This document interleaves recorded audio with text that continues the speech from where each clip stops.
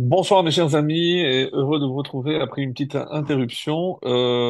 Surtout que nous allons, Bezrat Hashem, nous préparer à la fête de Hanouka puisque Miketz, comme vous le savez, est la paracha qui est liée intimement à la fête de Hanouka. Et de ce fait, donc, on va faire des allers-retours un petit peu entre la paracha de Miketz et surtout la fête de Hanouka. Et en particulier la fin de Hanouka, puisque c'est vrai qu'on aura l'occasion si Dieu le veut, mardi prochain, en tout cas j'espère qu'on pourra maintenir le cours et ainsi traiter la paracha de la semaine prochaine, la paracha de Vaïgash. Et c'est pour ça, pour ne pas prendre de risques, je préfère me concentrer sur la fête de Hanouka. Et déjà, comme vous le savez, Vahim Ketz, Ketz, c'est la fin. La fin d'un exil aussi, puisqu'elle est appelée Ketz. Mais comme nous le font remarquer beaucoup de Chachamim, si je prends les dernières lettres des premiers mots de la paracha, Vaihi, c'est le Yud, Miketz, Tzadik, 90. Shenatayim, Yamim, les deux mots qui se terminent par même 40, deux fois ça fait 80, plus Tzadik 90 et Yud 10, ça fait 180. Donc, et on sait que 180, c'est exactement le chiffre, le nombre d'années qu'a duré l'exil par la Grèce. C'est pendant 180 ans, donc la Grèce a dominé en quelque sorte sur le territoire d'Israël. Et donc c'est déjà une allusion pour nous dire que quelque part, on va forcément faire un lien. On va également voir dans cette paracha sortir Yosef du puits, et c'est ça, Kate, c'est la fin de l'obscurité pour Yosef, puisque Yosef va sortir suite à l'interprétation qu'il fera des rêves du pharaon, qu'aucun apparemment, aucun magicien, aucun conseiller de pharaon n'avait trouvé la bonne solution, et Yosef et va sortir du puits. Selon la tradition, c'était justement le jour de Rosh Hashanah. Le jour de Rosh Hashanah, donc, il sort du puits, il se présente devant le roi. Comme nous tous d'ailleurs, à Rosh Hashanah, on se présente aussi devant le roi céleste pour être jugé. Quoi qu'il en soit, donc, on va voir que dans cette paracha, une fois qu'il sera nommé vice-roi, il y aura la fameuse famine qui obligera donc les frères de Yosef à se rendre en Égypte pour pouvoir justement euh, pouvoir acquérir donc du blé et pouvoir surmonter cette famine. C'est là qu'ils vont être accusés d'espionnage. Pendant 3 jours, ils vont être emprisonnés. Ensuite, seul Shimon restera, les autres retourneront. Et ça va se terminer par le vol de la coupe, la fameuse coupe de Yosef, qui lui permettait de savoir et de placer les frères exactement par ordre de naissance, ce qui a attiré évidemment leur curiosité, puisque quelque part, ils consultaient cette coupe et ils pouvaient savoir qui était l'aîné et ainsi de suite. Euh, Beaucoup de questions aussi. Comment se fait-il? Je pense que ça restera une des questions les plus pertinentes concernant cet épisode. C'est lui, il les a reconnus, vehem lo hikiruhu, mais eux n'ont pas reconnu.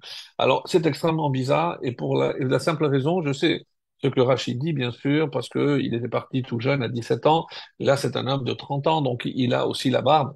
Mais s'il était parti à 7 ans ou à 5 ans, je comprends qu'à 30 ans, on ne voit pas forcément le lien physique entre un enfant de 5 ans et l'adulte de 30 ans. Mais entre 17 ans et 30 ans, il est extrêmement difficile d'imaginer que la seule raison pour laquelle il n'est pas reconnu, c'était la barbe. Quelqu'un qui fait échouva, alors il change tellement que parce qu'il a laissé la barbe. Non, donc il y a obligatoirement autre chose et c'est une réponse extraordinaire du rabbi de Lubavitch, et qui dit ils l'ont pas reconnu comme frère, hein. Donc ici, il y a une petite nuance qui est extrêmement importante, mes amis, parce que qu'est-ce que ça veut dire qu'ils n'ont pas reconnu comme frère?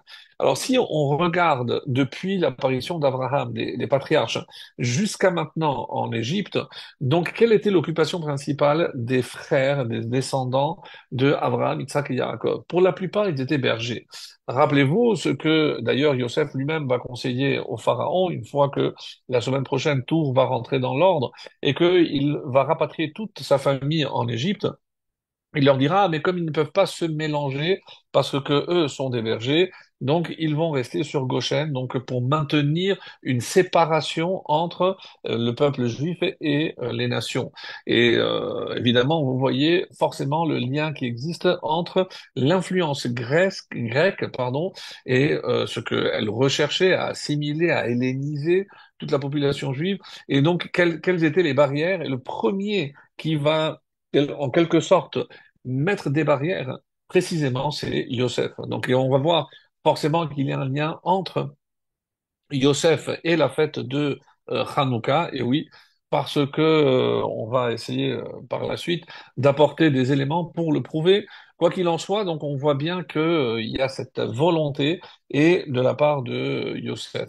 Alors, comment se fait-il qu'ils ne l'ont pas reconnu? Donc la question reste entière et même la tentative de réponse par rapport à la barbe reste un petit peu faible. Alors, comme je disais, tous les Juifs ont toujours été des bergers. Et maintenant, Yosef est considéré comme le premier juif en exil qui se mêle du fonctionnement du gouvernement dans lequel il se trouve.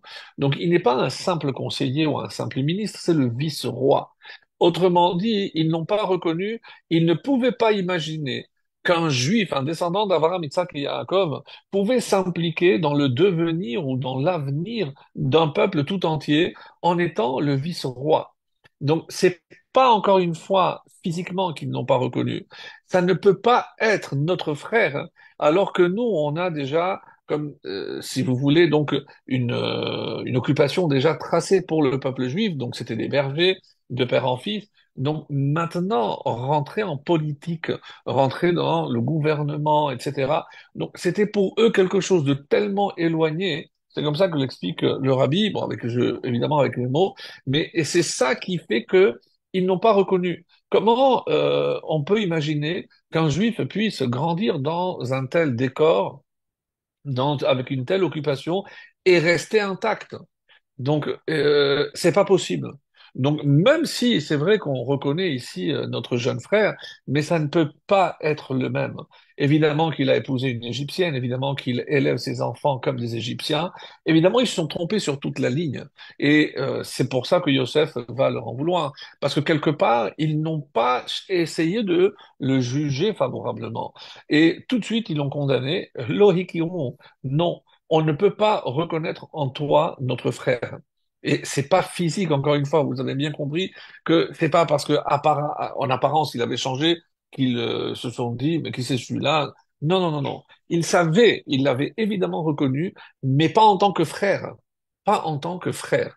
Donc lui, quand il va à la recherche de ses frères, il le dit, et achai anochi mevakesh. Moi, je vais à la recherche de mes frères. Mais comme lui, maintenant, il a changé et d'apparence et d'occupation, donc eux, ils l'ont en quelque sorte abandonné. Donc, suite évidemment à la tentative de l'avoir vendu après s'être demandé si on allait le tuer ou pas. Quoi qu'il en soit, et c'est extrêmement important, donc, on va voir ici que Yosef non seulement va réussir ce challenge, parce que il va évidemment évoluer en tant que vice-ministre, vice-roi, pardon. Donc, c'est le vice-roi, et d'ailleurs, le pharaon lui-même lui a dit, il n'y aura que le trône au-dessus.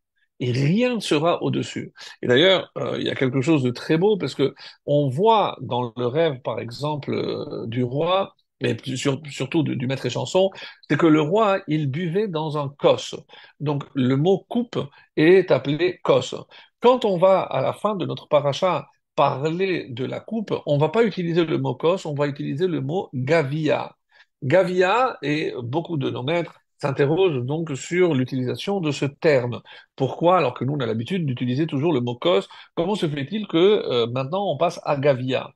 Gavia s'écrit Gimel. Gimel, c'est les trois avot. Ensuite, il y a Bet Yud, Via. Bet Yud, c'est 12. Pourquoi? Parce que c'est les 12 tribus. Et la dernière lettre, Ayin, c'est 70. Donc, en fait, dans ce mot, il y a l'histoire du peuple juif. On est passé de 3 avot aux 12 tribus et aux 70 que nous serons lorsque nous rentrerons en Égypte pour la première fois. 66 exactement, curieux que le chiffre 66, puisqu'il y a les quatre membres de la famille de Yosef, Osnat, Ephraim et Ménaché, donc quatre. Donc ils sont 66. 66, c'est aussi la valeur numérique de Yavan. Yavan. Donc, comme si quelque part, Yavan a toujours voulu helléniser, assimiler le peuple juif, effacer toute différence avec le peuple juif.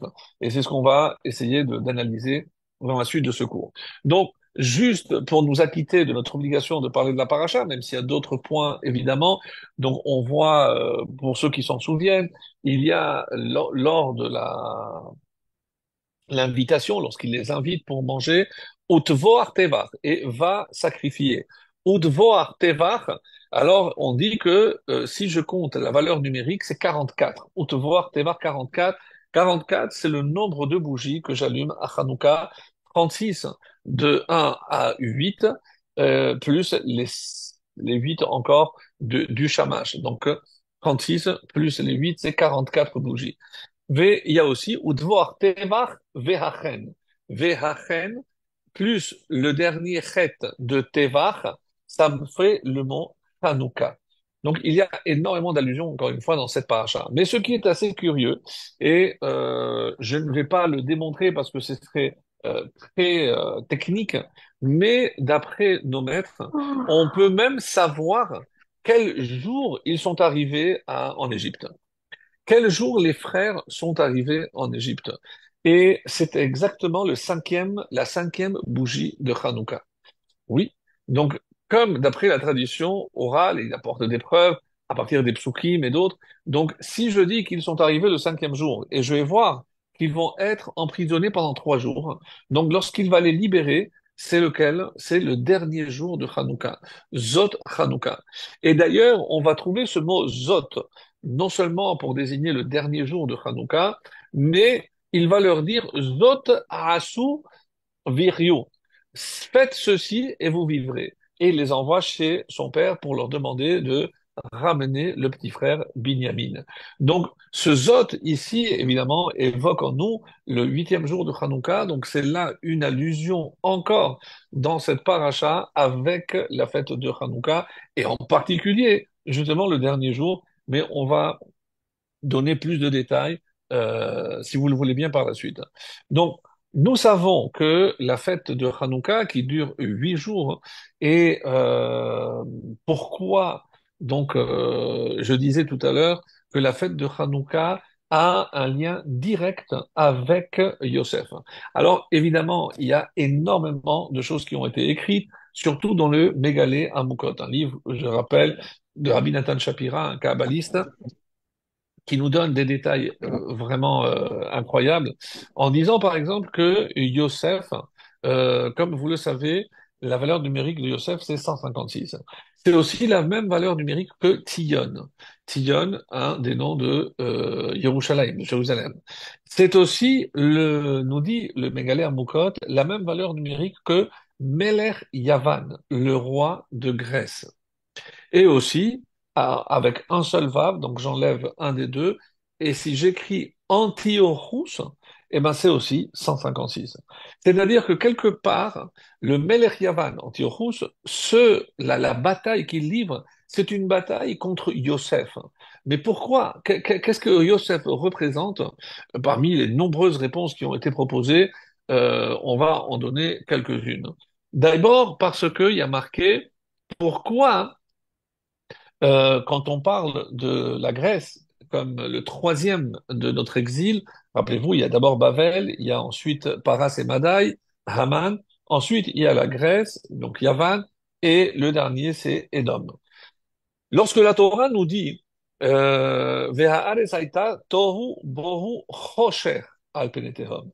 Donc l'exil de Grèce est marqué ici par la Torah par le nom de chosher, l'obscurité. Et le Midrash rajoute pourquoi She'ershichu aenehem shel Israël bigzerotam. Parce qu'ils ont assombri, ils ont aveuglé en quelque sorte, obscurci les yeux des bénis Israël par leur décret. Et on cite un. Quel était ce décret? Kitvu lachem al keren hashor, en lachem chelek beloke Israël. écrivez sur la corne du taureau et que vous n'avez pas de part dans le Dieu d'Israël. Alors, qu'est-ce que ça veut dire Be'eloké Israël? Pourquoi Be'eloké Israël on n'aurait pas part et pourquoi Keren Hachor? Hachor, on aurait pu dire Karnaïm dans les cornes. Et elle est bien connue, cette explication selon laquelle, à l'époque, on avait trouvé dans un musée des ustensiles il y a plus de 1000 ans, et on a trouvé des cornes qui étaient utilisées comme des biberons. Oui, parce que c'était pratique pour donner le biberon aux enfants, aux bébés, et donc on peut imaginer que si j'écrivais sur la corne, donc l'enfant en se nourrissant, il grandissait également en regardant ces lettres. Donc c'était pour influencer dès leur jeune âge l'enfant pour que, en grandissant, il se sépare de la tradition juive, du Dieu d'Israël, pour adhérer à la croyance hellène, la croyance grecque. En tout cas, on apprend ici quelque chose de fondamental, mes amis, c'est l'influence de tout ce que nos enfants voient sur leur devenir.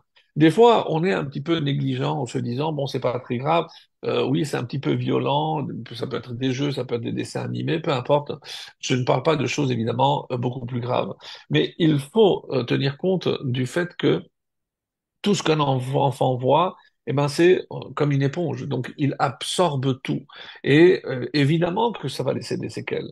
Donc ce serait vraiment je pense, irresponsable d'imaginer que on peut laisser voir nos enfants n'importe quoi et espérer que ça ne va pas avoir une influence beaucoup plus tard. Donc, si les Grecs l'avaient compris il y a plus de 1500 ans, croyez-moi que, ils étaient certainement bien informés, et ils avaient trouvé cette parade pour influencer les enfants dès leur jeune âge. Donc, très, très grave. Et évidemment, aujourd'hui, c'est extrêmement difficile. Comme on dit, en plus, ça tombe mal, puisque le 25 qui se lève va tomber le 25 décembre. Donc, dehors, en tout cas, plus en Haaretz qu'en Israël, on ne verra pas ça. Nous, on ne verra que des illuminations de Ménorot et de Hanoukiot partout, au Hashem. Mais pour Haaretz, où il y a forcément tous ces allumages, toutes ces lumières, même la date, ils nous l'ont piqué le 25 pour éclairer et parler de la fête de lumière. Donc, une fois, un chaliard, je crois que c'était dans une grande ville aux États-Unis, il a dit, c'est tellement difficile. Comment on va, nous, lutter avec notre petite bougie, notre petite flamme, contre toutes les lumières et le rabbi lui avait répondu, ne t'inquiète pas, Dieu fait il a fait, il fera des miracles. Vous imaginez que, je crois que c'était le dernier jour d'ailleurs, il y a eu une panne d'électricité, donc plus d'électricité, la seule chose qui éclairait, c'était la Hanoukia. Donc c'était super. Donc c'est pour ça que cette histoire est devenue très très connue. Aujourd'hui on dit elle est devenue virale, mais c'est pour montrer que si on y croit vraiment, donc on peut continuer à éclairer le monde.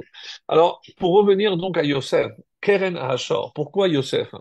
Et Yosef, rappelez-vous, et on va le voir puisque c'est exactement dans cette paracha, donc on dit que Hachem était avec lui.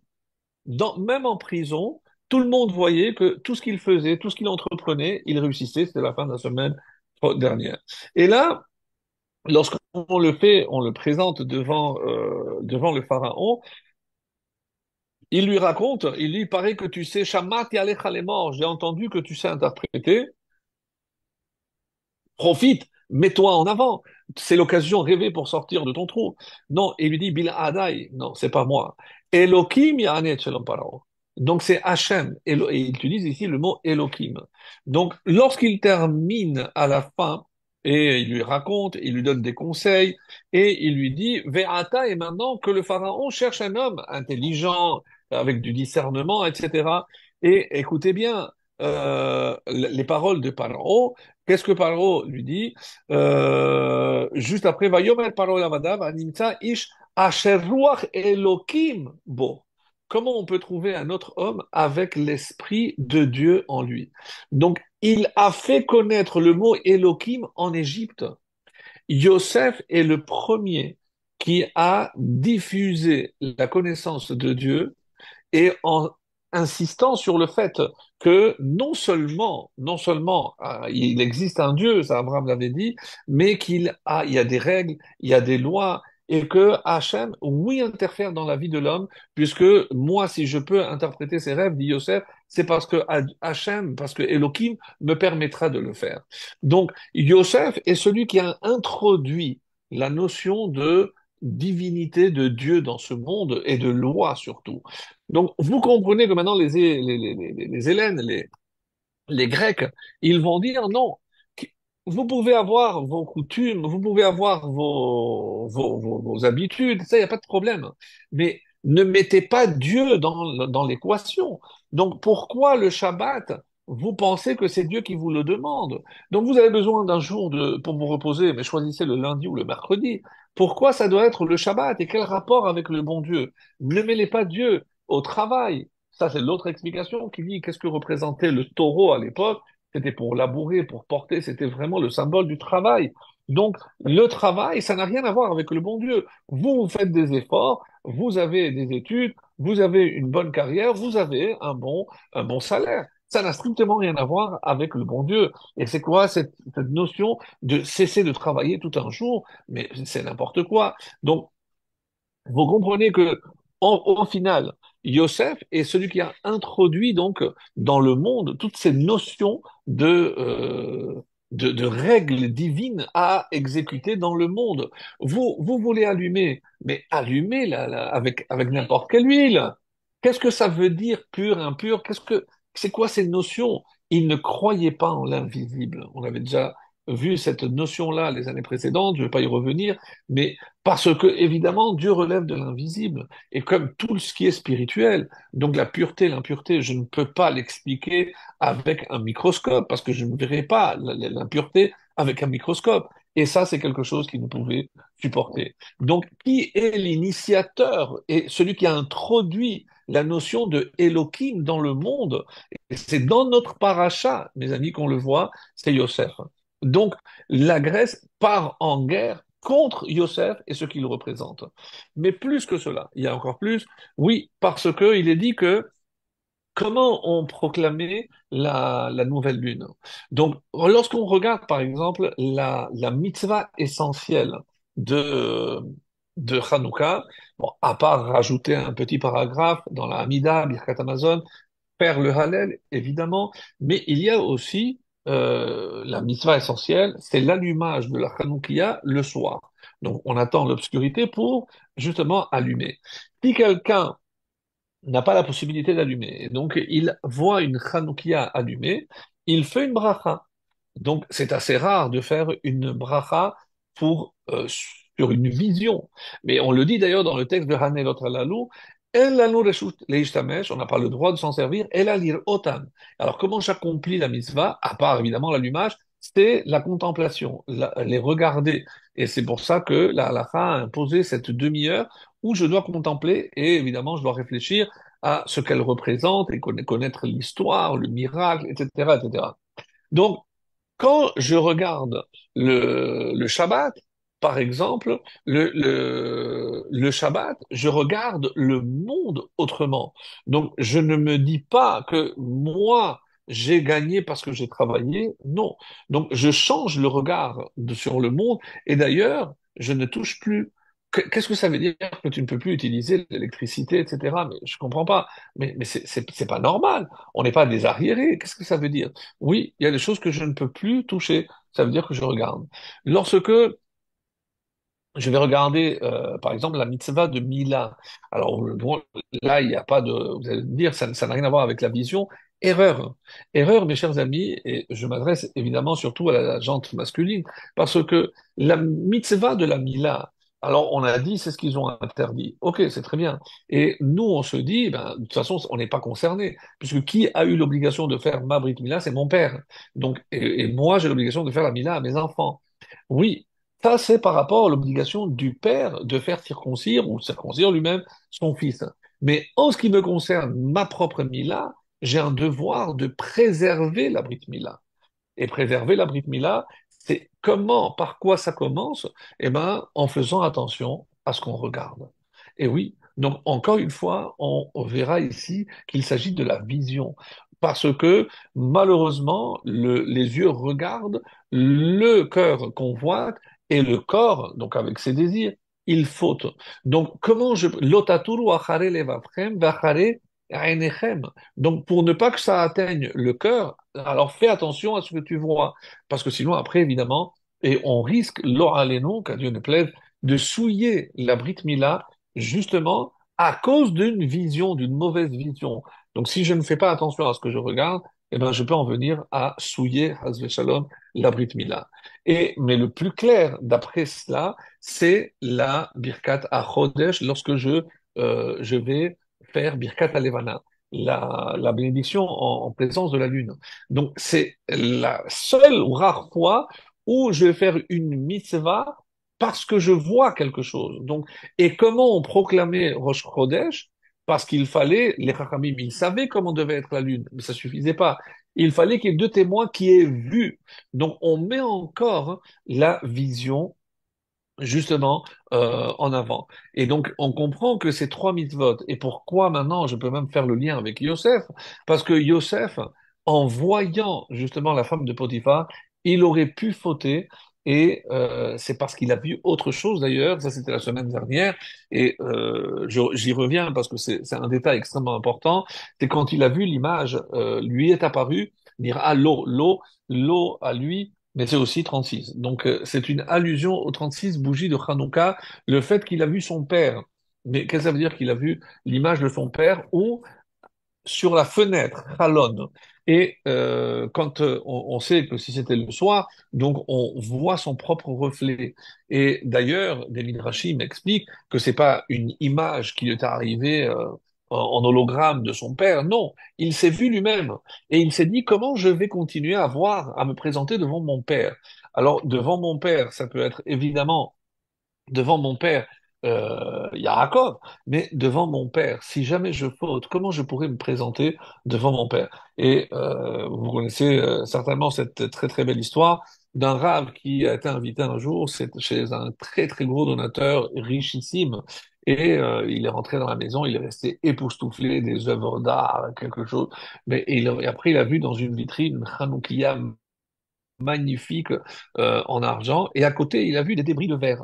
L'histoire est très connue, mais je la raconte très vite, et très choqué. Donc, quand il rentre, il voit le rave en train de voir ces débris. Vous vous demandez certainement pourquoi je garde des débris.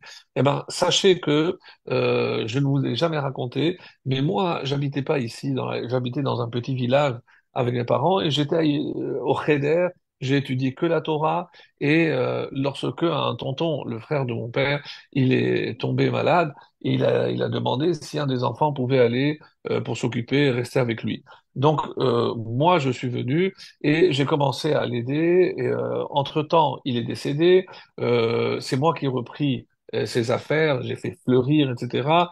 Et comment ça a commencé? Un jour, j'étais très occupé, j'ai pas pu faire Arvit. La semaine d'après, j'ai pas pu faire Shachrit.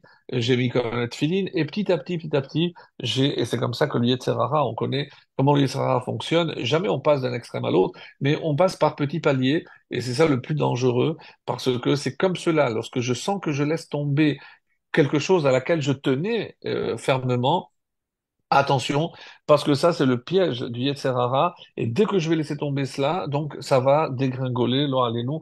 Donc après, je me suis marié, j'ai eu des enfants qui ne sont pas du tout dans la Torah, etc., et j'avais tout oublié. Un jour, je rentrais, et j'ai vu des enfants jouer, et un des enfants, il pleurait à chaudes larmes. Je me suis approché, je lui ai dit, qu'est-ce qui se passe? Et j'ai vu qu'il avait brisé une bouteille par terre, et il lui a dit, écoutez, mon père, je sais pas comment je vais rentrer, qu'est-ce que je vais dire à mon père? Je lui ai dit, mais pourquoi? Je dis, parce qu'il m'a donné de l'argent pour acheter, ce soir c'est Hanouka, et on a dû acheter cette bouteille d'huile d'olive, et on n'a plus d'argent, maintenant comment je vais rentrer? Qu'est-ce que je vais dire à mon père? Et il n'arrêtait pas de dire cette phrase. Elle lui dit, écoute, ne t'inquiète pas, viens avec moi. Il lui a acheté une bouteille encore de meilleure qualité. Je dis, voilà, va donner ça à ton père et tu n'as pas besoin de raconter comme ça, ton père sera content. Et quand il marchait, la phrase prononcée par l'enfant ne laissait pas, arrêtez pas de trotter dans ma tête. Qu'est-ce que je vais dire à mon père? Et puis, je me suis rendu compte que finalement, c'était moi, mon cas. Qu'est-ce que je vais dire à mon père? Comment je suis arrivé à ce que je suis aujourd'hui? Je me suis dit, c'est pas possible. J'ai fait demi-tour et je suis allé ramasser les débris de cette bouteille. Je les ai gardés, j'ai racheté évidemment une autre bouteille. Ce soir, en rentrant, ma famille était très étonnée. J'ai commencé à allumer la Hanoukia et c'est pour me rappeler que de la même façon que j'ai dégringolé petit à petit, eh ben, c'est cet allumage de la Hanoukia qui a rallumé la flamme de juif que j'avais et qui restait en moi.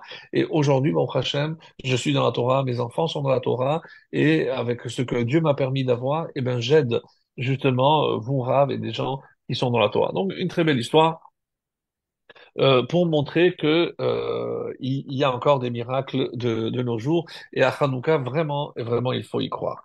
Alors ça c'est pour parler un petit peu du lien avec Yosef et il y en a encore beaucoup croyez-moi, mais on va s'arrêter là. Alors maintenant j'aimerais passer à la deuxième partie, c'est-à-dire essayer de voir qu'est-ce que on apprend du dernier jour de Hanouka.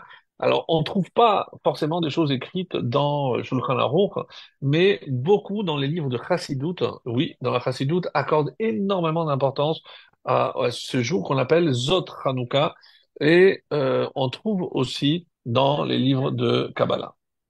Alors, pour commencer, j'aimerais revenir sur un texte qu'on dit tous les matins dans la Tfila, et on va voir que Yotzer Or, le fameux les brachot qu'on fait avant le schéma, Yotzer Or ou Borech Osher. Donc, comment ça se termine? Yotzer HaMeorot. Et les Chachamim nous font remarquer que quand est-ce que les astres ont été créés? Les astres ont été créés le quatrième jour, donc dimanche, lundi, mardi, mercredi. Donc, et on explique comme cela que quand on parle des méorotes, c'est pour mettre en lumière, et c'est sans faire de jeu de mots, c'est que la lumière créée le premier jour de la création, donc c'est Yotzer Or, on ne parle pas des luminaires, on parle de la lumière de la création, la lumière divine, la lumière infinie. La lumière qui sera cachée plus tard dans la Torah, comme vous le savez. Après, dans cette bracha un peu plus loin, on dit également que Poel Gevurot, Ose Chadashot, je vais compter, je vais traduire Poel Gevurot. Il accomplit des exploits. Ose Chadashot, il est auteur de d'innovation. Baal Milchamot, c'est le maître des guerres, des combats. Zorea Tzedakot, il sème la justice. Matzniach Yeshuot, il fait germer le salut. Boré Refuot, il crée des médicaments, des remèdes. Nora Tehilot, septième, c'est il craint pas, pas ceux qui le louent, donc ceux qui font sa louange. Et enfin, il est craint donc par ceux qui font sa louange. Et le dernier, le huitième, Adon Haniflaot, c'est littéralement le Seigneur des merveilles. Donc, de tout ce que l'on vient de dire, on explique, les Chachamim expliquent que le huitième niveau correspond à ce qui est au-dessus de la nature, parce que ici, c'est le Seigneur des merveilles. Et Niflaot, c'est quelque chose qui est au-delà de la nature. Donc, on est dans la dimension du 8. Comme l'explique le Maharal, entre autres, c'est que ce monde qui est symbolisé par le 7, Sheva en hébreu, se lit aussi Savea. Savea, c'est satisfait, rempli. Pourquoi? Parce que tout ce qui touche ce monde et tout ce qui touche le matériel, eh ben, on est rempli. Par contre, lorsque on parle ici du 8, de la dimension au-delà, donc on rentre déjà dans l'infini comme le symbole du 8 l'exprime. Et quand je parlais de la lumière, on parle aussi souvent du feu. Et c'est curieux, pourquoi? Parce que le feu ne rentre pas dans la catégorie d'une création matérielle. Alors, où se situe le feu? On dit que le feu ne peut venir que d'en haut. Et pourquoi?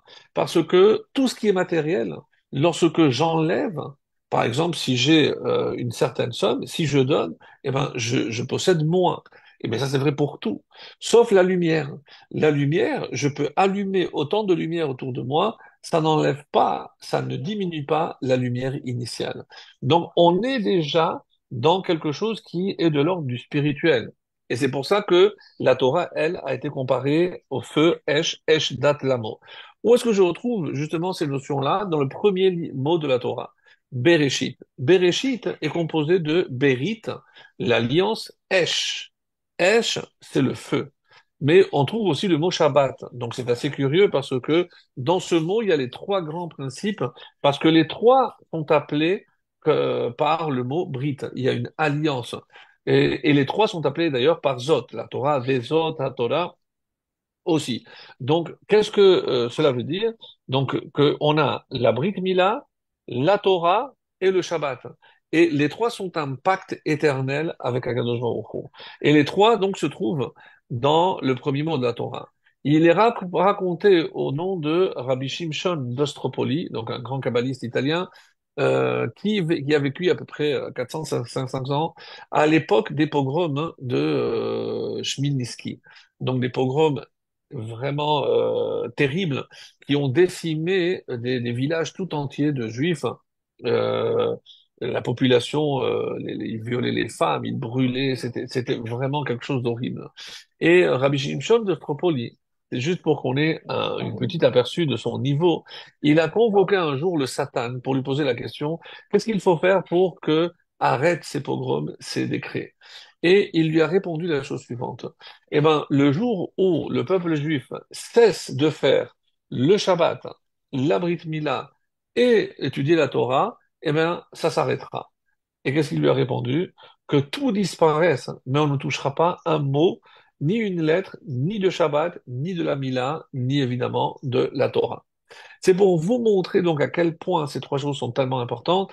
Et quand on parle de la Torah, on compare au feu, c'est pour qu'on comprenne ici que quand on allume la menorah, eh ben, ce à quoi on doit réfléchir, si dans le Kodesh HaKodashim, dans le temple, dans le Kodesh HaKodashim, à l'intérieur du Beth Amikdash, il y avait les tables. Donc, ça, c'est la Torah écrite. Donc, que symbolise la menorah à l'extérieur? Eh ben, c'est la Torah orale. Donc, la Torah orale, c'est ce qui les gênait le plus. Ça ne les a pas dérangés, puisqu'ils ont traduit la Torah écrite en grec. C'est la première traduction qu'il y a eu, donc la Septante, la fameuse Septante. Donc ça ne dérangeait pas. Mais alors faites ce qui est écrit. Mais pourquoi vous faites des choses, vous rajoutez? Donc la notion de la Torah écrite, de la Torah orale, était quelque chose qui, pour eux, semblait encore une fois une pure invention. Ils n'étaient pas prêts à l'accepter. Mais nous, on sait très bien que la Torah orale est à la Torah écrite ce que l'âme est au corps, puisque le texte tout seul ne veut rien dire. Tu les attacheras dans tes bras, entre tes yeux. Mais quoi? Et le respect de Shabbat. Où est-ce qu'on parle des 39 travaux interdits? Donc, sans la Torah orale, la Gemara, avant d'arriver évidemment à la Halakha, mais sans la Gemara et la Mishnah, la Torah n'a pas de sens. Et c'est pour ça qu'ils s'en prennent à l'âme. Pourquoi la fête de Hanouka ne comporte pas de Séouda? On a posé souvent la question, alors qu'il n'y a aucune autre fête de notre calendrier où il n'y a pas une Séoudat mitzvah. Pour ce qui est de Hanouka, il n'y en a pas. Sauf si, comme je disais tout à l'heure, rappelez-vous, lorsque Yosef a invité les enfants, ses frères, le repas qu'ils ont fait, c'était à Hanouka. Et on dit que ça, c'est une allusion qu'il est souhaitable, évidemment, de faire une Séouda, parce que si je ne fais pas de Séouda et que je ne mange pas de pain, je n'aurai pas l'occasion d'inclure Alanissim dans Birkat Amazon. Donc c'est une façon, évidemment, de rajouter le texte de Alanissim. Donc, lorsque je vois l'importance que la Torah accorde à la Torah orale et combien de traités il y a, mes amis, 66 traités dans la Torah orale. Donc, quelle est notre réponse à Yavan? On allume la lumière, on va encore plus étudier la Torah orale. La Gemara, c'est difficile, oui, mais c'est ça notre lumière. La Mishnah, c'est ça qui éclaire notre Neshama, notre âme. Et tous ces mots, finalement, se retrouvent, puisque j'ai dit que c'est la Neshama, mais la Neshama, c'est les mêmes lettres que Hashemen, l'huile, qui est la sagesse, mais c'est aussi Shemona, c'est le chiffre 8. Donc de là, je comprends que tout est lié, et c'est pour ça que c'est tellement important, la Torah orale. Et si vous vous posez la question, mais qu'est-ce que les gens qui se consacrent à l'étude de la Torah peuvent bien faire toute la journée? Alors ouvrez une Gemara avec tous les commentaires et vous verrez que vous aurez besoin de toute une vie pour passer en revue tout le chasse. Et c'est pour ça qu'il faut, pour ceux qui ont en tout cas la chance de commencer jeune, il faut commencer jeune parce que sinon après, c'est vrai que c'est difficile, mais jamais impossible, et il faut vraiment, vraiment s'attacher. Alors, et ça c'est la meilleure réponse, encore une fois, à la tentative de nous effacer. Donc, on arrive à la fin de la fête de Hanouka, on dit Zot Hanouka ta Misbéach, et on demande quand est-ce que justement le Misbéach a été inauguré. Alors, il y a, comme vous le savez, lorsque Moshe Rabbeinu, après la faute du veau d'or, donc il descend à Kippour, et à Kippour, il obtient le pardon divin. Et ça, c'était donc, c'est le 10 Tishri. Le 10 Tishri. Et donc, à partir du lendemain, qu'est-ce qu'il va faire? Il va commencer à demander pour ramasser pour la construction du Mishkan. Et là, les Rachamim disent, si on fait un calcul, quand est-ce qu'ils ont arrêté euh, oui, quand est-ce qu'ils ont arrêté? C'est lorsque 3 jours après, Moshe Rabbeinu leur dit, ça y est, c'est bon, voilà, c'est le Yud Aleph Tishri, donc ils ont commencé avec les Nedavot, et le 14 Yud Dalet, il a dit, ça y est, ça suffit. Donc, le 15, ils avaient déjà tout rassemblé, et on dit que le 15 Tishri, la Shekhinah est revenue. Pourquoi on célèbre la fête de Sukkot le 15? Parce qu'on dit que le 15, la Shekhinah est revenue. Et comment la Shekhinah est-elle revenue au sein du peuple juif? Sous forme des Ananim, c'était les nuées. Et donc c'est pour ça que chaque année, on célèbre pas seulement la protection à la sortie d'Égypte, mais c'est après la faute du veau d'or, le retour de la Shekhinah au sein du peuple juif. Donc et c'est quand on a terminé les travaux liés à Hanouka, eh ben, au Mishkan, pardon, c'était le 25 qui se lève. Donc, le 25 qui se lève, on aurait pu inaugurer le Mishkan. Hacham, il a dit non, je préfère Nissan. C'est le mois où Yitzhak est né. C'est curieux, mais il y a encore un lien parce que Yitzhak, il a vécu combien d'années? 180. 180, c'est, comme on a dit, c'est le nombre d'années que les Grecs ont dominé en Israël. Donc, lié aussi avec Yitzhak, mais ça c'est une autre histoire. Donc, si je vois comment s'est passée l'inauguration du Mishkan, le Mishkan a été inauguré le Rosh Chodesh Nissan. Mais comment on a préparé 7 jours, ce qu'on appelle les Sheva Yemei Milouim, Moshe, il montait, il démontait. Donc pendant 7 jours. Et l'inauguration, c'était quand? À Rosh Chodesh Nissan. Donc si je dis si on avait laissé la date du 25 qui se lève, donc le 25 qui se lève, on n'aurait pas fait l'inauguration, parce qu'on aurait dû faire d'abord les 7 jours comme Moshe a fait par la suite. Donc s'il avait fait les 7 jours, quand est-ce que aurait eu effectivement l'inauguration du Mishkan pour la première fois dans l'histoire du peuple juif? Ça aurait été le 8e jour de Hanouka, donc le 2 Tevet, qui correspond à Zot Hanouka.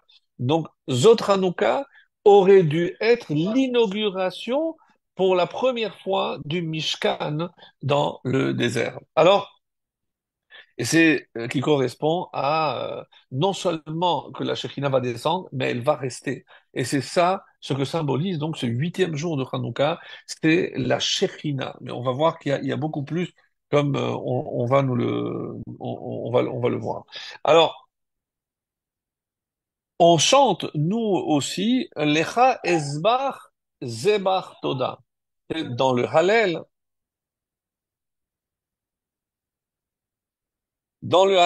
on chante cette phrase, Lecha Esbach Zebach Toda. Et les Rachamim vont remarquer que si je prends les 3 premières lettres, Esbach Zebach Toda, c'est le Zayin, le Aleph et le Tav, c'est le mot Zot.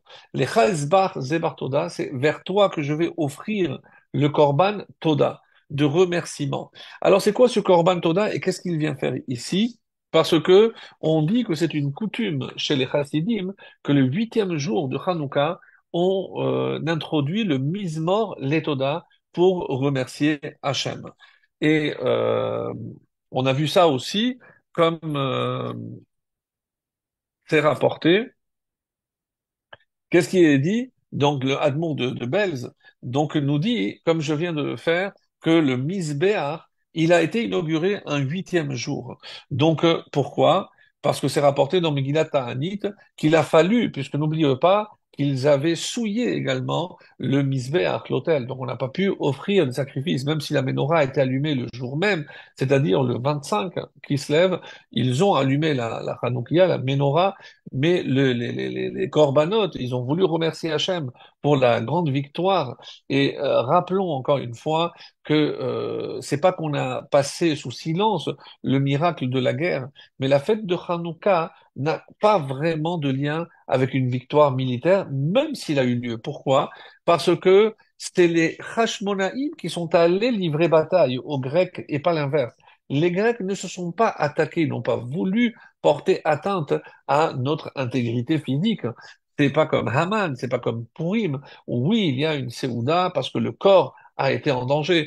À Hanouka, le corps n'était pas en danger. C'est pour ça que si on avait trop mis l'accent sur la bataille ou la guerre, on aurait pu confondre et croire que le vrai miracle de Hanouka, comme Rachid le demande, Maï Hanouka demande la Gemara dans Shabbat, et Rachid dit, mais pour quel miracle on va fixer cette fête? Est-ce que c'est pour la bataille ou est-ce que c'est par rapport à la fiole? Et évidemment, la Gemara va retenir la fiole pour que l'on comprenne que le but de cette fête, hein, c'est pas montrer qu'on a réussi à vaincre beaucoup plus fort que nous. Ça, c'était pas le but de Hanouka. Hanouka, on a préservé, on a sauvé notre âme, notre neshama. Et en souvenir de la neshama, on utilise le shemen, ha-shemen, on va allumer avec l'huile qui symbolise, qui ner mitzvah, ner Hashem nishmat adam, que la bougie d'Hachem, c'est l'âme de l'homme. Et donc, c'est par rapport à ce verset aussi qu'on allume une bougie, une flamme, lorsque quelqu'un nous quitte, parce que c'est comme une flamme, comme une bougie qui ner Hashem nishmat adam, l'âme de l'homme, c'est la bougie d'Hachem. Alors, et c'est ce qui est écrit ici. Donc, le korban de Toda, on a voulu offrir pour remercier Hachem, hein, donc, on n'a pu le faire que le huitième jour. Et c'est pour ça que, d'après la Chassidoute et l'Admon de Belz nous dit ici, comme il a fallu le nettoyer, le purifier, on a pu offrir que le huitième jour. Et c'est pour ça, Zot Hanouka a une importance cruciale dans la mesure où c'était la première fois, si c'est vrai qu'on a pu allumer la menorah avant le 25 qui se lève, mais on ne pouvait pas apporter des sacrifices. Et quand est-ce qu'on a apporté le sacrifice pour la première fois?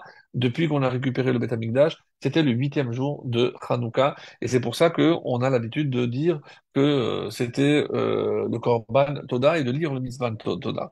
Et il continue à dire, le Admor de Belf, que le huitième jour, c'est Yom Tov l'Israël. C'est un jour extraordinaire. On ne peut même pas imaginer la force de ce jour.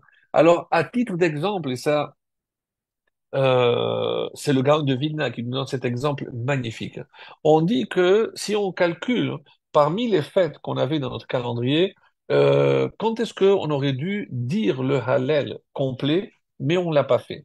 Alors, comme vous le savez, le Hallel complet est récité le premier jour de Pessah, mais comme on ne fait pas le Hallel le dernier jour chez Shel Pessah, parce que qui correspond à la traversée de la mer Rouge. Pourquoi? Parce qu'on dit que les créatures divines étaient en train d'être noyées, et moi, je ne peux pas réciter le Hallel complet. Donc, le septième jour, on fait le Hallel incomplet, abrégé. Alors, si le septième jour, qui est Yom Tov, je ne peux pas faire le Hallel complet, à Chol HaMoed, donc les jours intermédiaires, je ne peux pas le faire. Donc, si j'enlève le premier jour, donc il y a 6 jours où je ne peux plus faire le Hallel complet, mais que j'aurais dû faire. Il y a également, nous dit le Gaon de Vilna, le jour de Rosh Hashanah. Le jour de Rosh Hashanah, d'après la Torah, un seul jour, pas comme nous faisons nous, mais le jour de Rosh Hashanah, je ne peux pas le faire parce que comme je ne suis pas sûr de l'issue de ce tribunal, de ce jugement, pardon, donc je ne peux pas faire le Hallel alors que c'est, oui, un jour de Yom Tov et que j'aurais dû faire le Hallel. Et enfin, rajoute le Gaon, que le jour de Kippour, il n'y a pas de jour plus heureux pour le peuple juif que Kippour et le 15 Av. Si Kippour est un jour où je sais que Dieu me pardonne tout, alors je devrais être euphorique. Donc évidemment que j'aurais dû faire le Hallel. Mais comme je ne sais pas encore et que le jour de Kippour, il y a malgré tout donc cette dimension de retenue, puisque comment je vais être heureux alors que je ne mange pas, donc on n'a pas fait le Hallel. Au total, si je compte les 6 jours de Pessah, le jour de Rosh Hashanah et le jour de Kippour, ça fait 8 jours. Donc, dans le calendrier, on a un retard sur le Hallel de 8 jours. Et où est-ce que je vais évidemment les récompenser? Eh ben, c'est la fête de Hanouka. Où pendant 8 jours, je vais réciter le Hallel complet pendant 8 jours. Et c'est ce qui est extraordinaire. Et d'après le Gaon, donc, on vient rajouter. Alors, si je fais le calcul et je suis l'ordre, il y a d'abord les 6 jours de Pessah, après il y a un Rosh Hashanah, le septième, et ensuite le huitième. Le huitième correspondrait alors à quel jour qui vient récupérer le Hallel? À Kippour. Waouh! Donc je viens de faire le lien entre le huitième jour de Hanouka et le jour de Kippour. Et qu'est-ce que le jour de Kippour a apporté, mes amis? Le pardon. Parce que si je me suis préparé tout le mois de Elul, que j'ai bien profité de Rosh Hashanah et des 10 jours qui séparent Rosh Hashanah de Kippour, alors j'arrive à Kippour. Alors on nous dit comme ça, et le jour de Kippour, n'oublions pas que c'est le jour où le Kohen Gadol rentrait dans le Kodesh HaKodashim. C'est un jour par an. C'est le seul jour où le Kohen Gadol était habilité à rentrer dans le Kodesh HaKodashim. Donc c'est quelque chose d'extraordinaire. Et qu'est-ce que dit la paracha au moment où le Kohen rentre? Bezot yavo Aharon HaKohen. Avec ceci, Aharon HaKohen rentrera. Encore Zot, j'entends le mot Zot, Zot Hanouka. C'est toujours une allusion au huitième jour de Hanouka, et on voit qu'il y a encore une fois un lien avec Kippour. Lorsque je vais voir dans une Gemara que le lien avec Kippour est encore plus important que je ne le pensais avec la fête de Hanouka. La Gemara que je vous lis, elle se trouve dans Sota, le traité de Sota, à la page 33a. Et il est dit comme ça. Là, on parlait d'autre chose. Est-ce que les anges comprennent l'araméen ou pas? Donc ça, c'était le thème qui est abordé dans cette Gemara. Et on dit, est-ce que c'est vrai que les anges des services ne connaissent pas l'araméen? Et Vehatania, et pourtant, il y a une Braïta. Et voici ce qu'elle enseigne dans Braïta. Je rappelle que la Braïta est à valeur de Mishnah, mais elle est restée Bera à l'extérieur, donc elle ne fait pas partie du corpus de la Mishnah. Yochanan Kohen Gadol Shama Bat Kol Mi Bet Kodesh HaKodashim Shehu Omer. Donc le Yochanan, Matatyahu, rappelez-vous Matatyahu, Kohen Gadol, Ben Yochanan. Donc Yochanan était Kohen Gadol, on dit qu'il est resté, il était Kohen Gadol 80 ans. Et qu'est-ce qu'il a entendu? Une voix céleste qui sortait du Kodesh HaKodashim. Et qu'est-ce qu'elle disait, cette bat kol? Alors, les commentaires, ils disent, oui, pour comment il a écouté une bat kol? Et parce que dans le deuxième temple, je rappelle, il n'y avait plus de prophètes, il n'y avait plus de prophétie. Donc, Hachem ne pouvait plus s'adresser à travers des prophètes pour s'adresser au peuple. Donc, il y a cette notion de bat kol, une voix céleste, et c'est le moyen qui était utilisé quand Hachem voulait communiquer un message aux hommes. Nitru talia de azlu le agacha karva le antochia. Et comment on peut traduire à l'aide des commentaires et surtout celui de Rashi, les talia. Talia, c'est les jeunes hommes, normalement c'est un mouton, mais ici ça désigne les jeunes hommes. Les jeunes hommes qui sont partis pour livrer des azlu le agacha karva, ils sont partis pour livrer une bataille à Antiochia, à Antioche, ben Nitrou, ils ont été victorieux. Alors, c'est tout. Mais qu'est-ce que ça veut dire? Alors, on parle ici, mes amis, de la guerre contre les Grecs. Puisque Antiochus, c'est clair que c'est une guerre contre les Grecs. Et qu'est-ce qu'il a fait? Il a vu, est-ce que c'est, encore une fois, il n'y a pas de prophétie, mais on nous dit que ils ont gagné, ou plutôt, il faut interpréter ici, ils vont gagner. Certains disent non, la guerre avait déjà commencé avant Kippour. Et cette année-là, Yochanan est rentré, il est encore, lui, Kohen Gadol, il est rentré et il a vu que c'était les jeunes, de qui on parle ici, des Maccabim, des Hashmonaïm, les jeunes Kohanim, ces petits-enfants, puisque si on considère que c'est Yochanan, alors il y a des controverses. On n'arrive pas à définir qui est vraiment Yochanan, en sachant que Yochanan Kohen Gadol, si on parle du même, il a été Kohen Gadol, grand prêtre, pendant 80 ans, et à la fin, il est devenu Tzedouki, il a laissé tomber la Torah orale, donc, ça nous fait beaucoup de peine. Est-ce que c'est ce même Yochanan? D'après certains, oui. Et c'est pour ça que dans le paragraphe qu'on rajoute à Hanouka, Bimé Matatiaou ben Yochanan Kohen Gadol. Et pourquoi, quand on dit Bimé Mordechai et Esther, on parle pas des parents. Pourquoi? Parce que Matatiaou est venu réparer la faute de son père Yochanan, qui malheureusement s'est laissé entraîner et, hélas, il a fini par adhérer en quelque sorte. Et c'est pour ça qu'après 80 ans de loyaux services, c'est celui qui a le Kohen Gadol qui a fait le plus long service durant sa vie. Imaginez à quel âge il a commencé pour pouvoir avoir été 80 ans Kohen Gadol et pour mal terminer. Donc Matatiahu et surtout avec ses enfants. Donc on parle ici et c'est pour ça que les jeunes, c'est une allusion à ses petits enfants.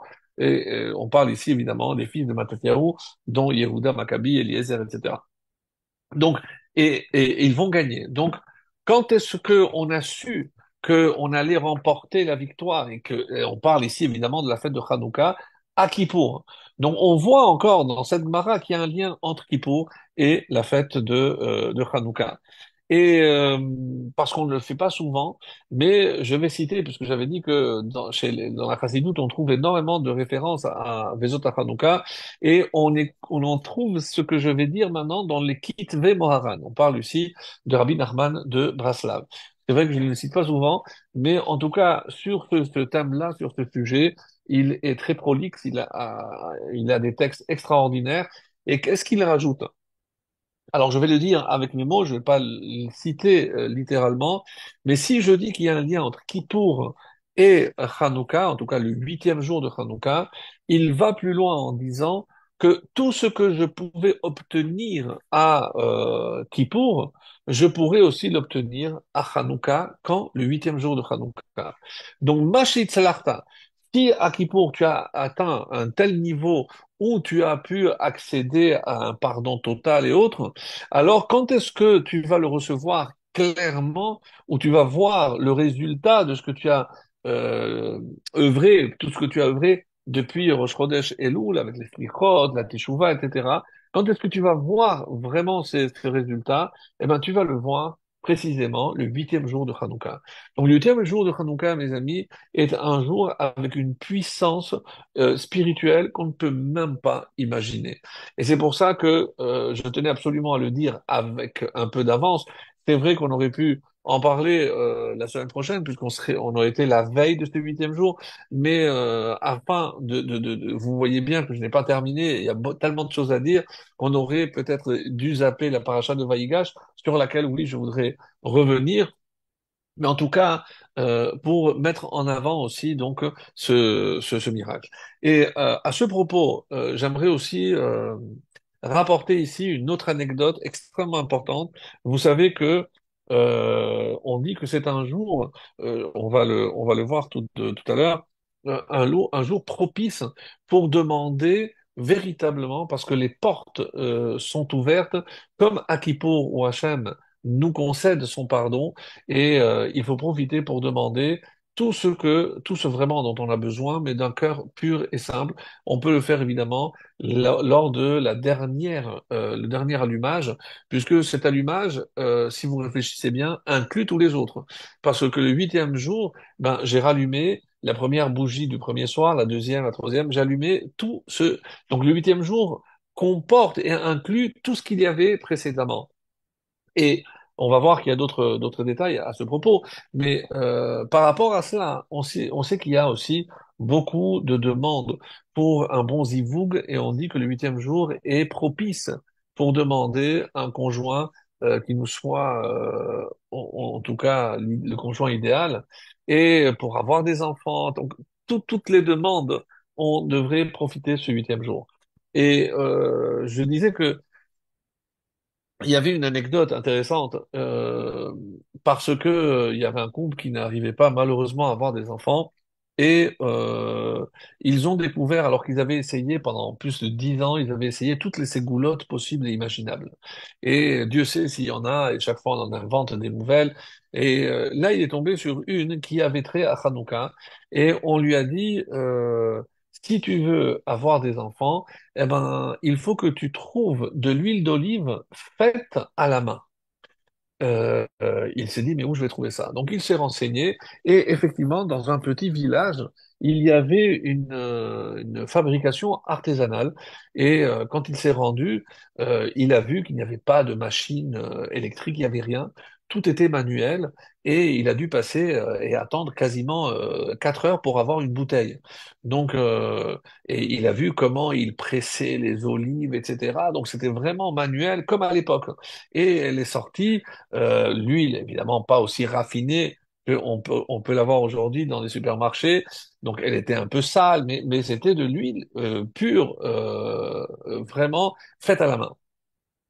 Et il arrive, et tout content, il met ça à côté de la Hanoukia, en attendant Hanouka pour allumer.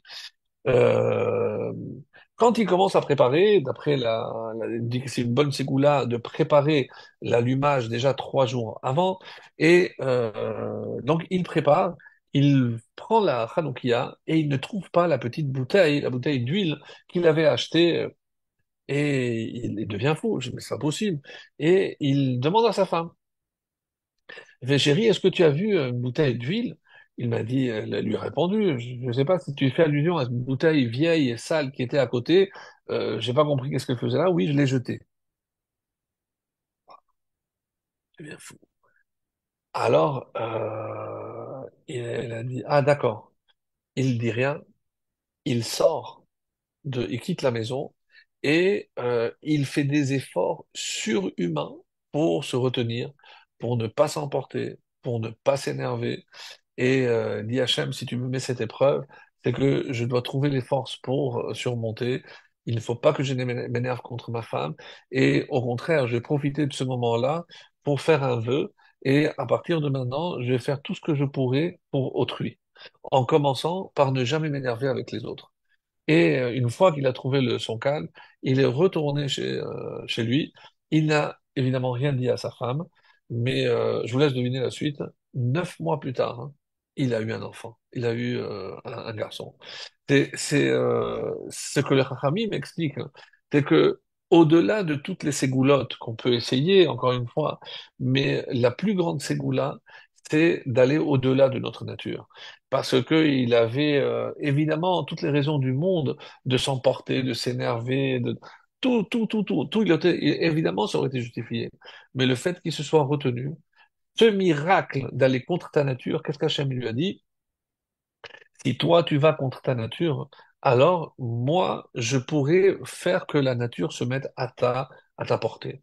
On a vu ça déjà, mes amis, de Yosef. Rappelez-vous, Yosef, quand la mer elle s'est ouverte devant Yosef, elle n'avait rien à dire. Pourquoi? Parce que toi, tu es allé contre ta nature alors que tu étais devant une des femmes les plus belles, comme ça on décrit la femme de Potiphar, une des plus belles femmes au monde. Il était à 17 ans devant cette femme. Toi, tu es allé contre ta nature, tu t'es sauvé, eh ben sache que maintenant la nature, elle est à ta merci. Tu dois passer, eh ben la mer s'ouvrira pour que tu passes. Ça, c'est Yosef, hein. Et pour parler de Yosef, rappelez-vous, puisqu'on évoque encore cet épisode-là, donc quand on a parlé de Chalon, hein, Chalon, c'est la fenêtre. Et c'est curieux, mais encore une fois, il y a un lien avec la fenêtre, parce que c'est à la fenêtre, justement, que j'allume la Hanoukia, pour que cette bougie puisse éclairer l'extérieur. Mais je ne peux éclairer l'extérieur que si je suis capable d'éclairer l'intérieur. Et dans Hanouka, c'est Achinour, c'est l'éducation, c'est qui c'est qui va éclairer à l'extérieur? C'est mes enfants.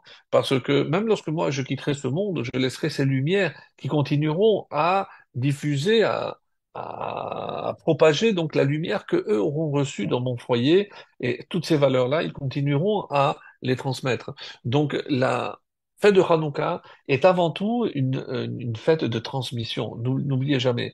Et c'est pour ça qu'on dit Matata ben Kohen Gadol. Donc c'est le père avec le fils. Après c'est les enfants. Donc toute la tradition, même si hélas Malheureusement, les Hashmonaïm, ça s'est mal terminé, mais n'oublions pas que la force, c'est dans la transmission. Et les Chachamim vont plus loin en disant que Chalon, si je prends la bracha de l'allumage de la bougie, donc qu'est-ce que j'ai? Je dis Vetivanu, Vav, Lehadlik, allumé, le Lamed, c'est le premier, la première lettre, Ner, Nun, et Chanukah, Chet. Si je prends ces quatre lettres, des quatre derniers mots, les quatre initiales, des quatre derniers mots de la bracha de l'allumage, je trouve le mot Chalon, la fenêtre.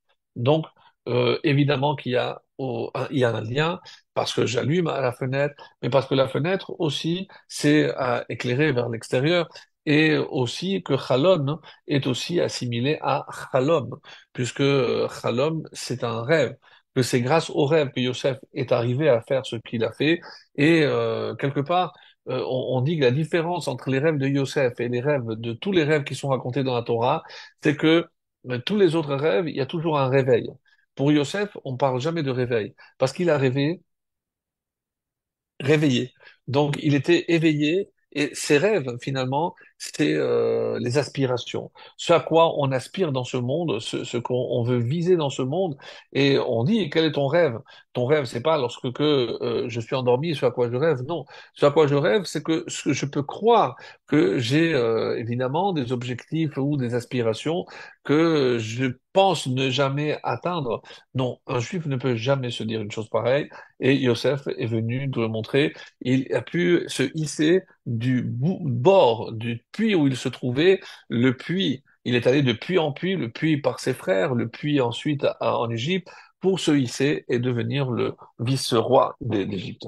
Alors, on va continuer un petit peu pour vous montrer qu'il y a encore des choses très belles, puisque on a dit que dans le Mizmor Letoda, précisément, on dit Hu asanu velo anachnu. C'est lui qui nous a fait velo anachnu. Alors l'eau est pas nous. On peut dire que c'est pas nous qui avons fait Dieu ou que pas nous qui nous sommes faits en quelque sorte. Mais ici vélo est à lui. Donc il y a kriktiv, il y a une façon d'écrire et une façon de lire. C'est écrit Lamed Aleph pas. Donc, pas nous, c'est pas nous qui nous sommes faits. Mais on dit vélo, c'est à lui, vers lui que nous sommes faits. Qu'est-ce que ça veut dire? Donc, et la suite, c'est Amo Vetson Marito, nous sommes son peuple et son troupeau. Alors, on dit, lorsque nous savons que de nous-mêmes, nous n'avons rien, nous n'avons aucun mérite, vélo, nous sommes à lui, que si je suis conscient que c'est Hachem, que je dois tout à Hachem, alors oui, je suis considéré comme son peuple et comme son troupeau. Mais sinon, il n'y a rien. Le Sfat Emet nous avait dit que l'eau, donc une fois Lamed Aleph et une fois Lamed Vav, j'obtiens le mot Elul.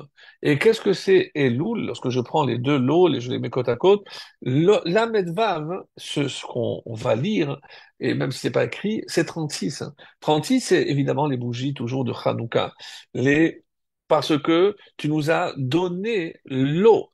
36, c'est 36 lumières pour éclairer le monde, par comparaison aux 36 heures où la lumière initiale a tenu avant que Dieu ne la cache. Les 36 nérotes qui vont éclairer pendant 8 jours, et c'est pour ça qu'on dit que Hu asalanu, c'est velo asanu, c'est l'eau, et la medvav est 36, asanu, il nous a fait, on parle ici du miracle de Hanouka, il nous a fait un miracle en nous permettant d'allumer les 36 bougies. Et si je prends Lamed Vav et Lamed Aleph, 36 et 31, ça fait 67. 67, pourquoi? Parce que Yavan fait 66. Et que grâce à ce crictive et le Mizmor Letoda, si je sais remercier Hachem pour les miracles, donc j'arrive à cette addition de 37, 36 et 31, donc 67, c'est ça qui me permettra d'avoir le dessus sur Yavan. Yavan qui symbolise, on va dire, la nature. La nature, c'est les astres. On dit qu'un astre, on appelle Galgal, parce qu'il tourne. Et la valeur numérique de Galgal, c'est aussi 66, qui représente la science, qui représente la nature. Alors, pour revenir maintenant à Hanouka, il est dit comme ça, dans le texte, on a parlé tout à l'heure de la faute du veau d'or. Et après la faute du veau d'or, qu'est-ce qui est écrit? C'est l'achna la'avon hazé, donc pardonne la faute de ce peuple, ha'am hazé, kegodel chazdecha, à la mesure de la grandeur de ta bonté, vecha asher nasata, et comme tu as élevé ce peuple, donc c'est Moshe qui intervient pour demander à Hachem de nous pardonner.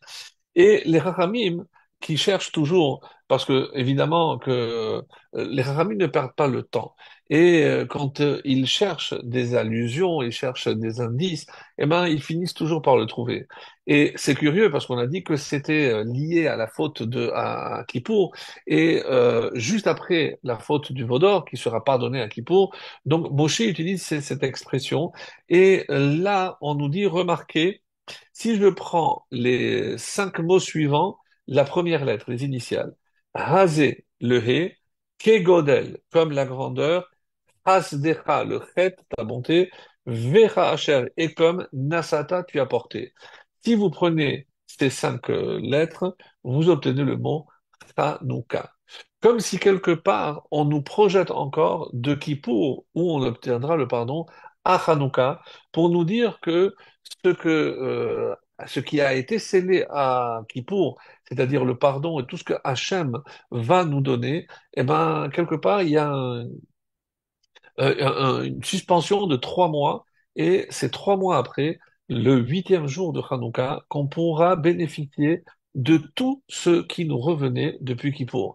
Et c'est pour ça que c'est vraiment incroyable.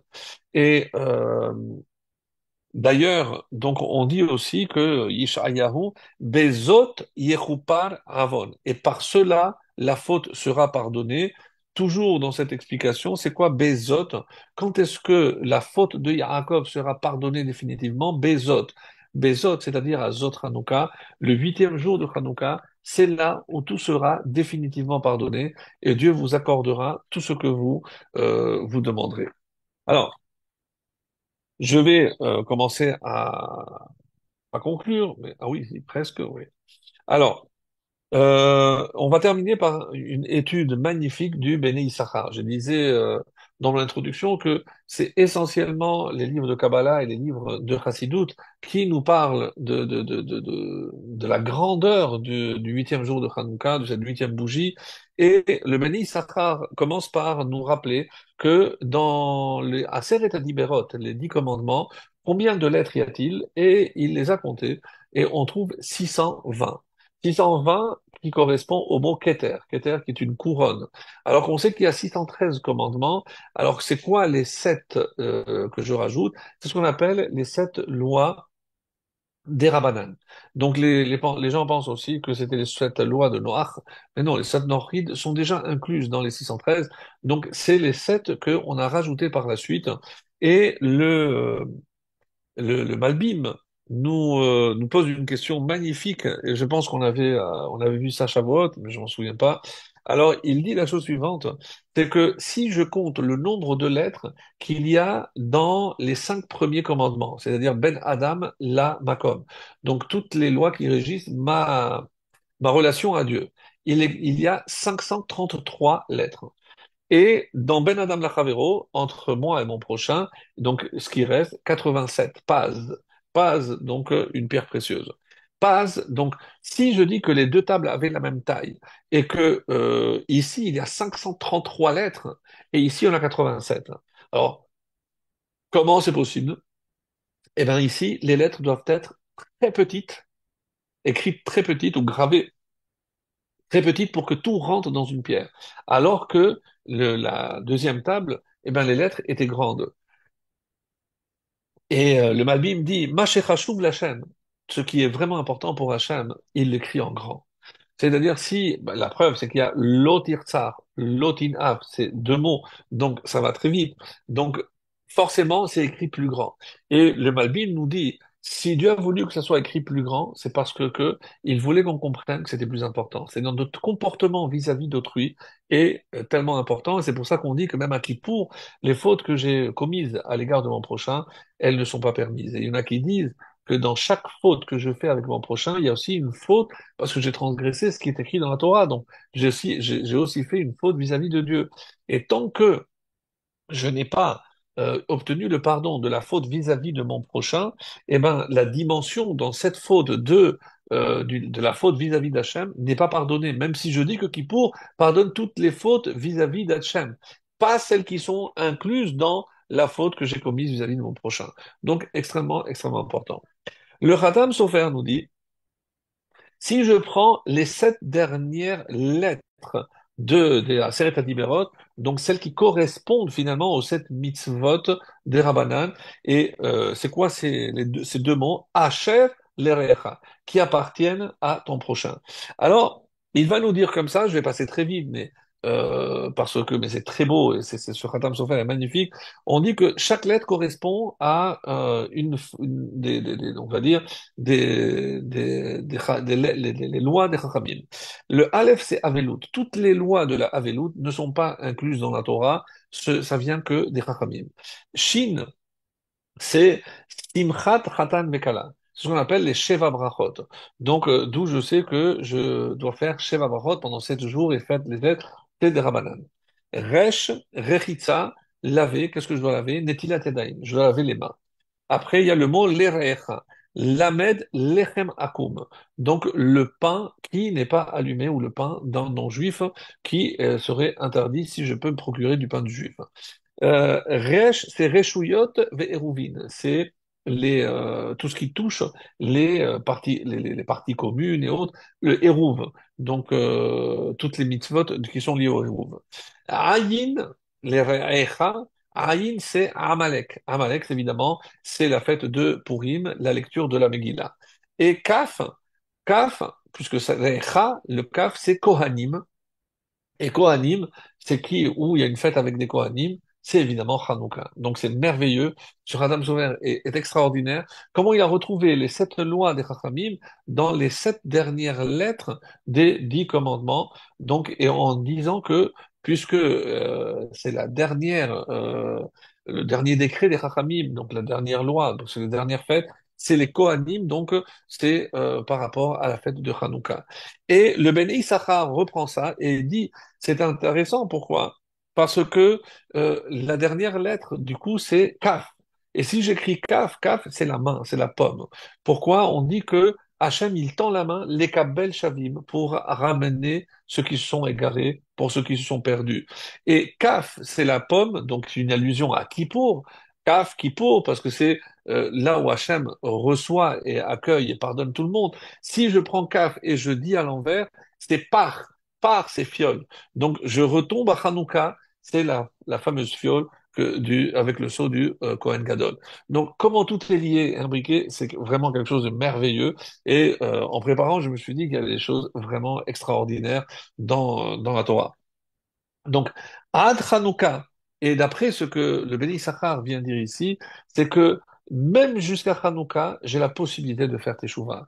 Et cette force qui existait à Kippour pour permettre à tout le monde de faire Teshuvah, le seul autre jour de l'année où je retrouve cette puissance colossale pour permettre à tout le monde de se rapprocher et d'obtenir ce qu'il désire d'Hachem, c'est le 8e jour de Hanouka. Incroyable. Alors, et aussi, comme vous le savez, 8, la seule autre fête qui dure 8 jours, évidemment, c'est Sukkot. Et pourquoi Sukkot? Parce qu'à Sukkot, on offre les parés à Chag. Quand on a demandé dans la Gemara comment on devrait allumer, et on dit que comme à Hillel, parce qu'on augmente dans la Kedusha. Mais rappelez-vous ce qu'avait dit Shammai. Shammai a dit non, c'est comme les taureaux de la fête de Sukkot. Comment on commence? Par 13, 12, on va en diminuant. Pourquoi? Parce que c'est le symbole de la diminution de l'influence des nations du monde, 70 comme les 70 nations. Donc, quelque part, c'est ce qu'on souhaite après avec la fête de Sukkot. Donc, on veut que la force de ceux qui nous dominent diminue. Et comme ils avaient compris ce message, les Grecs, ils ont évidemment interdit la fête de Sukkot. Alors, et Le dernier jour, on a dit, on va terminer avec cette notion-là, inclut tous les autres.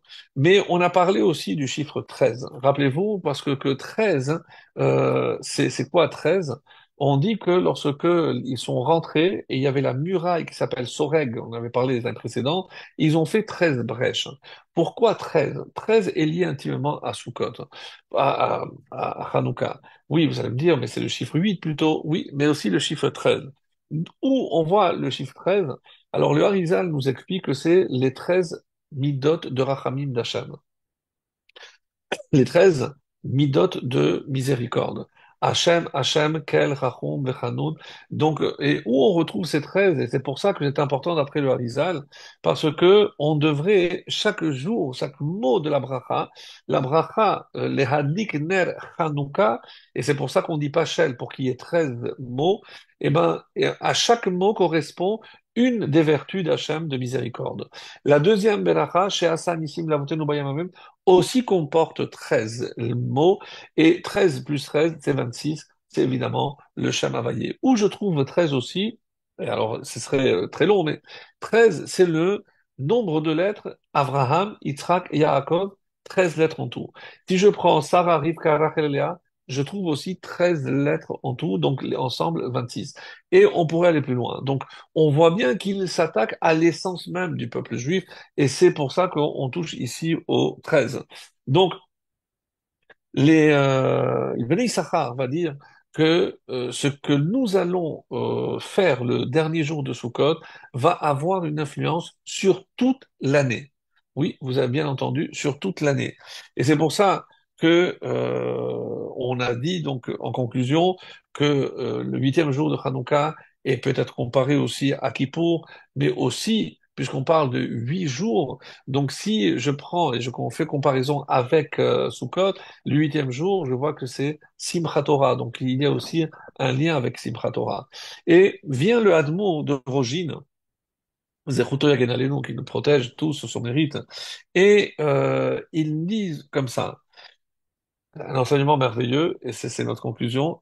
Ma sheyecholim tzadikim lif'ol beRosh Hashanah Kippour. Ce que les plus grands justes, les tzadikim, peuvent faire à Rosh Hashanah Kippour, yachol kol Yehudi pashut, n'importe quel juif, aussi simple soit-il, pourra réaliser la même chose le huitième Bezot Hanouka, le huitième jour de Hanouka.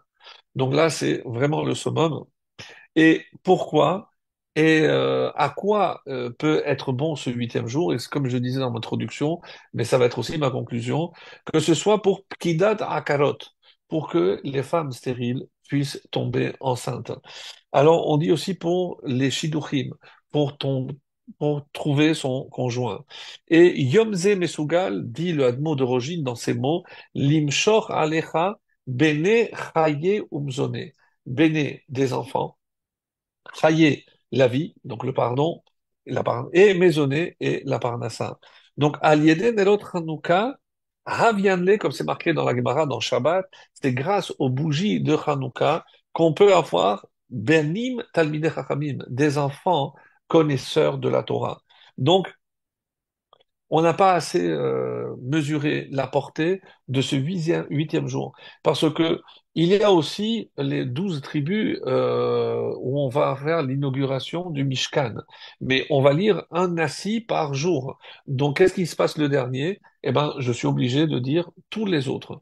Quand je vais prendre chaque jour correspond à une des midas de Rachamim, de miséricorde d'Hachem. Donc, le dernier, évidemment, il y a le surplus, il y a 6 parce que j'ai déjà fait les autres auparavant.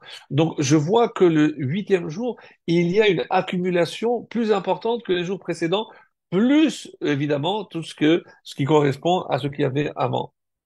Alors, Al-Yeden Elot Hanouka, Havian Lebanim Talmidei Chachamim. Donc, qu'est-ce qu'on apprend de là, mes amis? C'est que Zot, c'est la plus grande bracha. Et c'est quoi la plus grande bracha?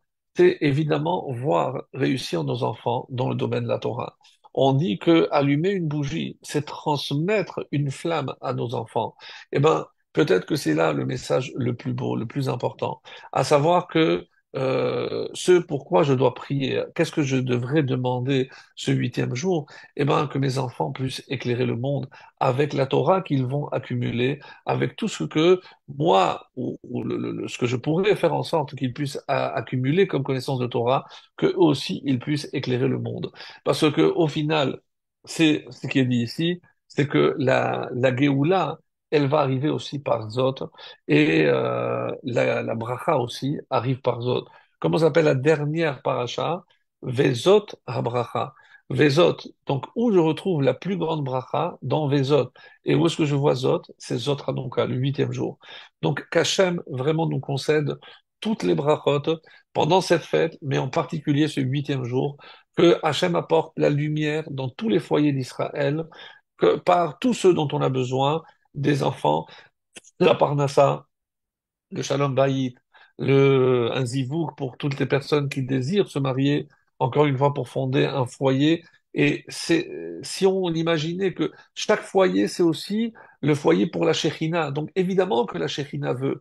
Donc à nous de nous demander si lorsque je désire me marier, si lorsque je désire fonder un foyer, c'est pour apporter la Shekhinah. Si lorsque je désire faire venir un enfant dans ce monde, eh ben, c'est aussi pour agrandir le nom de Dieu et éclairer le monde par sa belle Torah. Qu'Hachem nous éclaire et nous envoie la menorah du troisième Beth Amikdash pour nous retrouver tous autour du troisième Beth Amikdash pour contempler enfin l'allumage de la menorah du troisième Beth Amikdash.